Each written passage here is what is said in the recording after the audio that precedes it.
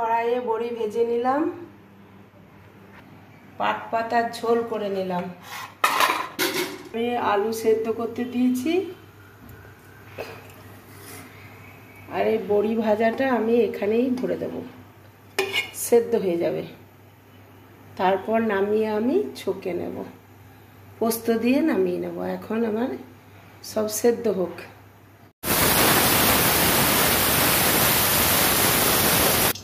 সরষের তেল, লঙ্কা, কালো জিরে, ফোড়ন।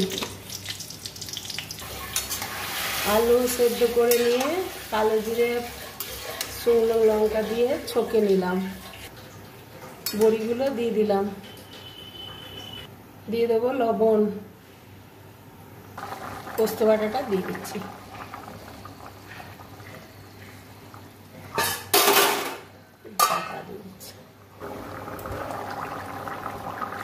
পোস্ত রেডি।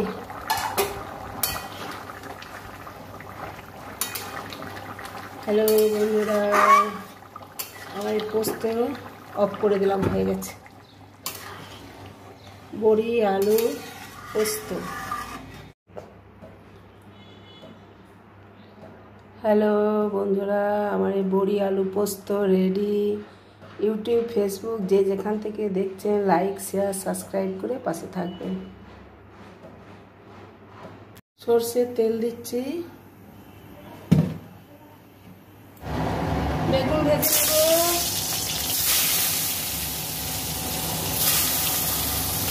পটল ভাজা করছি, দিয়ে দিলাম। ঢাকা দিয়ে এখন ভাপিয়ে দেবো।